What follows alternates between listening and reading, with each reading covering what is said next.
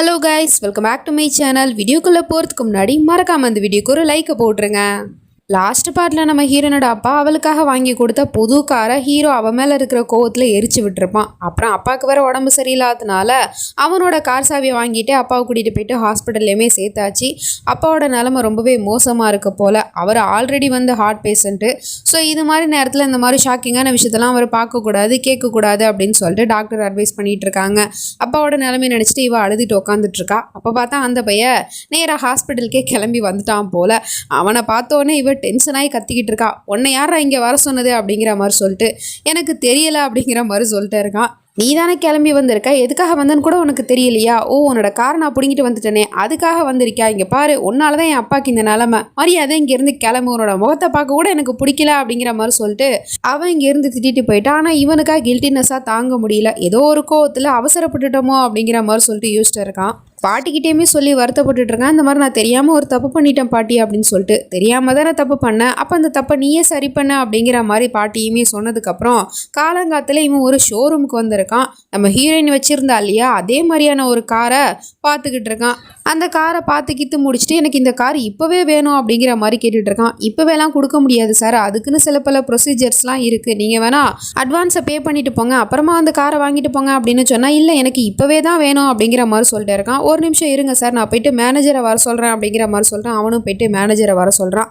அவனுமே கேட்குறான், என்ன பிரச்சனை சார் அப்படின்னு கேட்டால், எனக்கு இந்த காரு வேணும் அப்படின்னு சொல்லிட்டு இருக்கான்.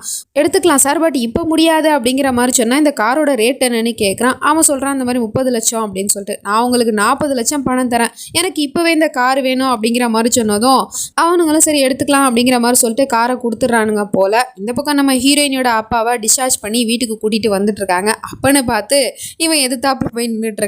அவனை பார்த்தோன்னே அப்பாவுக்கு டென்ஷன் ஆகுது, பிடிச்சி திட்டி விட்டுட்டு இருக்காரு. எதுக்கு இந்த பையன் திரும்ப வந்திருக்கான் அப்படிங்கிற மாதிரி கேட்டால், அவனும் நான் உங்ககிட்ட மன்னிப்பு கேட்கறதுக்காக தான் வந்திருக்கேன், அதாவது நான் பண்ண தப்பை சரி பண்ணுறதுக்காக வந்திருக்கேன் அப்படிங்கிற மாதிரி சொல்லிட்டு கார் சாவியை காமிச்சிக்கிட்டு இருக்கான். அதே காரை திரும்ப வாங்கிட்டேன் அப்படிங்கிற மாதிரி சொல்லிட்டு அப்பா அதுக்கு எந்த பதிலுமே சொல்லாமல் அவர் இங்கேருந்து கிளம்பி போயிட்டாரு. அதுக்கப்புறம் நம்ம ஹீரோயினி தான், ஏன்னா நீ எரிச்சு விட்ட காரும் இந்த காரும் ஒன்றா, அந்த கார் என்னோட அப்பா பாசமாக எனக்கு வாங்கி கொடுத்த காரு, அதை நீ எரிச்சு விட்டு புதுசாக ஒரு காரை கொண்டு வந்து கொடுத்தா அதை அப்படியே நாங்கள் வாங்கிப்போன்னு நினச்சிட்டு இருக்கியா, தள்ளுடா அப்படிங்கிற மாதிரி சொல்லிட்டு அவன் இங்கேருந்து கிளம்பி போயிடுறா. இவனுக்காக என்ன சொல்கிறதுனே தெரில. நம்ம பண்ண தப்பை நம்ம சரி பண்ணலான்னு பார்த்தா இவன் என்னடா இப்படி கோபப்பட்டு போகிறாளே அப்படிங்கிற மாதிரி சொல்லிட்டு பார்த்துட்டு இருக்கான். அதுக்கப்புறம் நம்ம ஹீரோயினி அப்பாவை கூட்டிகிட்டு வந்து அவருக்கு மெடிசன்லாம் கொடுத்து நல்லா கேர் பண்ணி பார்த்துக்கிறா.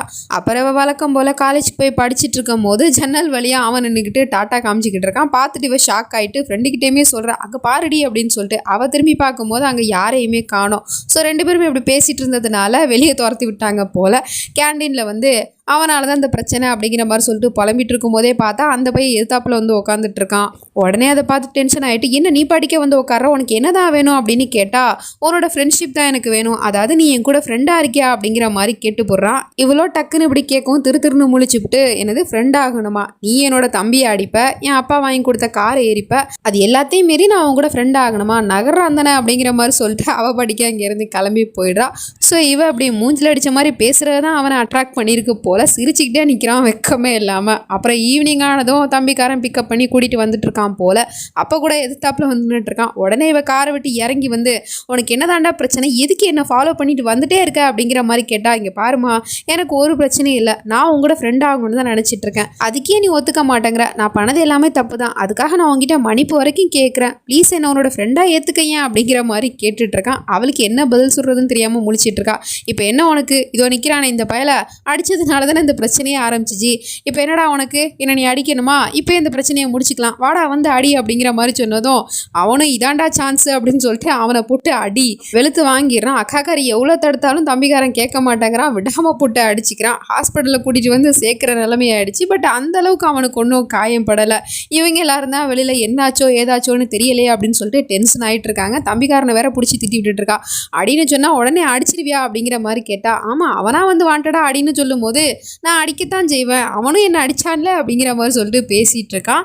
இந்த பக்கம் நர்ஸும் மருந்தெல்லாம் போட்டு விட்டு அப்படியே கிளம்ப போகும்போது வீட்டிலேருந்து ஃபோன் கால் வருது. பொண்ணு தான் கால் பண்ணுறா போல், இந்த மாதிரி ஃபீஸ் கட்டணுமா, இல்லாட்டி நாளைக்கு என்ன ஸ்கூலை விட்டு துரத்திடுவாங்க அப்படிங்கிற மாதிரி சொல்லிட்டு இருக்கா. நான் ஏதாவது அரேஞ்ச் பண்ணுறமா அப்படிங்கிற மாதிரி சொல்லிட்டு ஃபோனை கட் பண்ணிடுறா. ஸோ இந்த விஷயத்தெல்லாம் இவன் காதில் வாங்கிட்டு இருந்தான் இல்லையா, அதனால டக்குன்னு யோசிக்காமல் பர்ஸ்லேருந்து கொஞ்சம் பணத்தை எடுத்து கொடுத்து ஹெல்ப் பண்ணிக்கிட்டே இருக்கான். இதை வச்சுக்கோ, உன்னோட பொண்ணுக்கு ஃபீஸை போய் கட்டு அப்படிங்கிற மாதிரி சொல்லிட்டு. ரொம்ப தேங்க்ஸுங்க, நீங்கள் யார் என்னன்னு கூட எனக்கு தெரியாது, ஆனால் எனக்காக இவ்வளோ பெரிய உதவி செஞ்சுருக்கீங்க, நான் உங்களுக்கு இதுக்கு பதிலாக என்ன கைமாறு செய்ய போகிறேன்னு தெரியல அப்படிங்கிற மாதிரி சொல்லிட்டு புலம்பிட்டு இங்கேருந்து கிளம்ப போகும்போது இவனுக்கு ஒரு ஐடியா வருது. ஒரு நிமிஷம் நில்லு, எனக்காக இந்த ஒரு உதவியை மட்டும் பண்ணு அப்படிங்கிற மாதிரி சொல்லிட்டு இருக்கான். அப்படி என்ன உதவி சொன்னா அப்படிங்கிறது தெரியல. அந்த பொண்ணு அதுக்கப்புறம் வெளியே வந்துட்டா போல. உடனே இவங்க எல்லாரும் ஓடி போய் கேட்குறாங்க, அவன் எப்படி இருக்கான், நல்லா இருக்கானா அப்படின்னு கேட்டா, எங்க நல்லா இருக்காரு, அவர் எலும்பே உடஞ்சி போச்சு, ஃப்ராக்சர் ஆயிடுச்சு, அவர் உங்க தம்பி மேல கம்ப்ளைண்ட் கொடுக்க போறதாக சொல்லிட்டு இருக்காரு, ரிப்போர்ட் எல்லாம் எழுதி ரெடியா வச்சிருக்காரு அப்படிங்கிற மாதிரி சொல்லிட்டு அந்த பொண்ணு போயிடுது.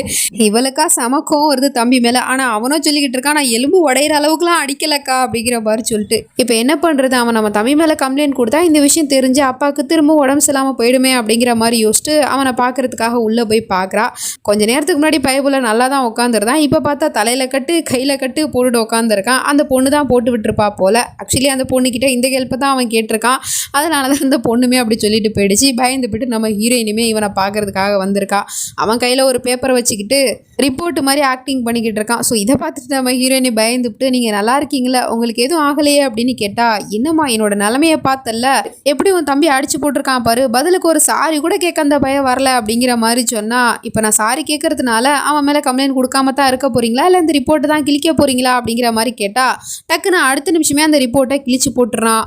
அவ்வளோதான் முடிஞ்சு, நானும் உன் தம்பி மேலே கம்ப்ளைண்ட் கொடுக்க மாட்டேன், ஆனால் பதிலுக்கு நீ என்னோட ஃப்ரெண்ட் ஆகணும், ஆகிரியா நீ என்னோட ஃப்ரெண்டா அப்படிங்கிற மாதிரி கேட்டால் அதுக்கு அவள் எந்த பதிலுமே சொல்லாமல் அங்கேருந்து கிளம்பி போயிடுறா. இவனுக்கா நம்ம பண்ண ஆக்டிங் எல்லாம் வீணா போச்சே அப்படிங்கிற மாதிரி சொல்லிட்டு முழிச்சிட்டு இருக்கான். வீட்டுக்கு வந்து அக்காக்காரிக்கிட்ட சொல்லி புலம்பிட்டு இருக்கா. தம்பி மேலே அவன் கம்ப்ளைண்ட் கொடுக்கறதுக்காக ரிப்போர்ட்டெல்லாம் ரெடியாக தான் வச்சிருந்தான், நான் அப்போயே அவன்கிட்ட பேசினா அடுத்த நிமிஷமே அவன் ரிப்போர்ட்டை கிழிச்சு போட்டான், அவன் மனசில் அப்படி என்னதான் இருக்குது அப்படிங்கிற மாதிரி சொல்லிட்டு இவ படிக்கே புலம்பிட்டு இருந்தா.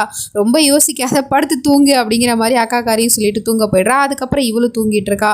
நம்ம ஹீரோ இங்கே பால்கனியில் படுத்துக்கிட்டு நம்ம ஹீரோயினை பற்றியே தான் யோசிச்சுட்டு இருக்கான். அவனுக்கா கண்ணை முன்னா தூக்கம் வர மாட்டேங்குது. உடனே கிளம்பி காதலியை பார்க்க போவோம் அப்படின்னு சொல்லிட்டு கிளம்பி நேராக நம்ம ஹீரோனோட வீட்டுக்கே வந்துட்டான் போல. நம்ம ஹீரோயினி நடு ஜாமத்தில் எழுந்திருச்சு தண்ணி குடிக்கலாம் அப்படின்னு சொல்லிட்டு அந்த பக்கமாக கிராஸ் ஆகி போகும்போது ஜன்னல் பக்கமாக பார்க்குறான். அந்த பையன் வீட்டு வாசலுக்கு ஏத்தாப்புல உட்காந்துருக்கான் காரை போட்டு. இவளுக்கா பார்த்துட்டு என்ன பண்ணுறது ஏது பண்ணுறதுன்னு தெரியல. அது மட்டும் இல்லாமல் வீட்டு முன்னாடி ஒரு பையன் அப்படி வந்து உட்காந்துருக்கான் அப்படின்னா 4 பேர் பார்த்தா பிரச்சனை ஆகிடும் இல்லையா. ஸோ அதனால துண்டை போட்டு வெளியே போய் பார்க்குறா. அந்த பையன் வந்து அங்கே உட்காந்துருக்கான். இதுக்காக இங்கே வந்து உட்காந்துருக்கா அப்படின்னு கேட்டா, அட கவர்மெண்ட் ரோடு, நான் பாட்டிக்கு இங்கே உட்காந்துருக்கேன், உனக்கு என்ன பிரச்சனை அப்படின்னு கேட்டா, பிரச்சனை தான், எங்கள் வீட்டு ஏத்தாப்புல இப்படி வந்து உட்காந்துருந்தேன்னா பார்க்குறவங்க என்ன நினைப்பாங்க, எங்களை பற்றி தப்பாக நினைக்க மாட்டாங்களா, நான் என்னமோ பின்னாடி சுற்றுறேன், நீ என்னமோ என்னோட லவ்வரு அப்படிங்கிற மாதிரி நினைக்க மாட்டாங்களா, இங்கேருந்து கிளம்பு ஃபஸ்ட்டு அப்படிங்கிற மாதிரி சொல்லிட்டு அவனை திட்டி துரத்தி விட்டுறா. அவனும் மனசே இல்லாமல் இங்கேருந்து கிளம்பி போகிறான். மறுநாள் காலையில் அப்பா தான் காலேஜ் கொண்டு வந்து விடுறதுக்காக பொண்ணை கூட்டிகிட்டு வந்துட்டு இருக்காரு. அப்போ பார்த்தா இந்த பையன் காலேஜ் வாசல்லே காரை போட்டு உட்காந்துருக்கான் போல. இதை பார்த்துட்டு நம்ம ஹீரோயினி ஷாக் ஆகுறா. அப்படின்னா இந்த பையன் நைட்டு ஃபுல்லாக வீட்டுக்கே போகலையா அப்படிங்கிற மாதிரி சொல்லிட்டு அந்த பையனடானா நம்ம ஹீரோயினியை துரத்தி காதலிக்கிறான். ஆனால் இவ சட்டப்பே பண்ண மாட்டேங்கிறா. ஸோ இதுக்கப்புறம் நடக்க போகுது அப்படிங்கலாம் நம்ம நெக்ஸ்ட் பார்ட்டில் தான் பார்த்து தெரிஞ்சுக்கணும். அது வரைக்கும் பை ஃப்ரெண்ட்ஸ்.